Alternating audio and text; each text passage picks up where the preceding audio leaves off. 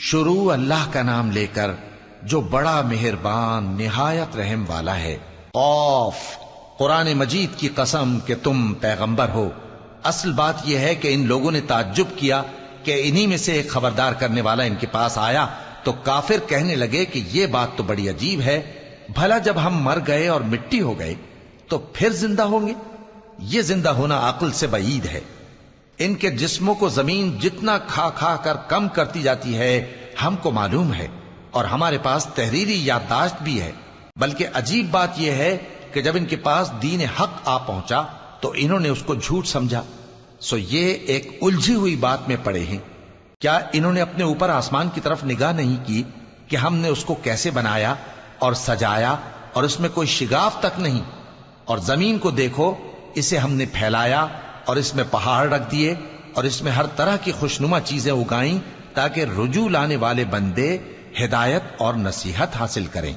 اور ہم نے آسمان سے برکت والا پانی اتارا اور اس سے باغ اگائے اور کھیتی کا اناج اور لمبے لمبے کھجور کے درخت جن کا گابھا تہ بتہ ہوتا ہے۔ یہ سب کچھ بندوں کو روزی دینے کے لیے کیا ہے۔ اور اس پانی سے ہم نے مردہ زمین کو زندہ کیا، بس اسی طرح قیامت کے روز نکل پڑنا ہے۔ ان سے پہلے نوح کی قوم اور کنویں والے اور سمود والے لوگ جھٹلا چکے ہیں، اور عاد اور فرعون اور لوط کے بھائی اور بن کے رہنے والے اور تبا کی قوم، غرض ہر ایک نے پیغمبروں کو جھٹلایا تو ہماری دھمکی بھی پوری ہو کر رہی۔ تو کیا ہم پہلی بار پیدا کر کے تھک گئے؟ نہیں، بلکہ یہ اثر نو پیدا کرنے کے بارے میں شک میں پڑے ہوئے ہیں۔ اور ہم ہی نے انسان کو پیدا کیا ہے، اور جو خیالات اس کے دل میں گزرتے ہیں ہم ان کو جانتے ہیں، اور ہم تو رگ جان سے بھی زیادہ اس کے قریب ہیں۔ جب وہ کوئی کام کرتا ہے تو دو لکھنے والے جو دائیں بائیں بیٹھے ہیں لکھ لیتے ہیں۔ کوئی بات اس کی زبان پر نہیں آتی مگر ایک نگہبان اس کے پاس لکھ لینے کو تیار رہتا ہے۔ اور موت کی بے ہوشی حقیقت کھولنے کو طاری ہو گئی۔ اے انسان، یہی وہ حالت ہے جس سے تو بھاگتا تھا، اور سور پھونکا جائے گا، یہی عذاب کی دھمکی کا دن ہے۔ اور ہر شخص ہمارے سامنے اس حال میں آئے گا کہ ایک فرشتہ اس کے ساتھ ہانکنے والا ہوگا اور ایک اس کے اعمال کی گواہی دینے والا۔ یہ وہ دن ہے کہ اس سے تو غافل ہو رہا تھا، اب ہم نے تجھ پر سے پردہ اٹھا دیا تو آج تیری نگاہ تیز ہے۔ اور اس کا ہم نشیں فرشتہ کہے گا کہ یہ اعمال نامہ میرے پاس تیار ہے۔ حکم ہوگا کہ ہر سرکش ناشکرے کو دوزخ میں ڈال دو، جو مال میں بخل کرنے والا، حد سے بڑھنے والا، شبہ نکالنے والا تھا، جس نے اللہ کے ساتھ اور معبود مقرر کر رکھے تھے، تو اس کو سخت عذاب میں ڈال دو۔ اس کا ساتھی شیطان کہے گا کہ اے ہمارے پروردگار، میں نے اس کو گمراہ نہیں کیا تھا بلکہ یہ آپ ہی رستے سے دور بھٹکا ہوا تھا۔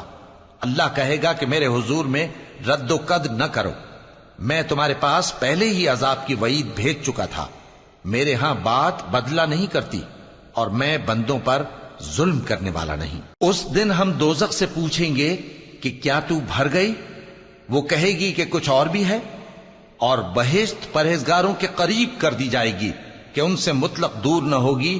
یہی وہ چیز ہے جس کا تم سے وعدہ کیا جاتا تھا، یعنی ہر رجوع لانے والے، حفاظت کرنے والے سے، جو رحمان سے بن دیکھے ڈرتا رہا اور رجوع کرنے والا دل لے کر آیا، اس میں سلامتی کے ساتھ داخل ہو جاؤ۔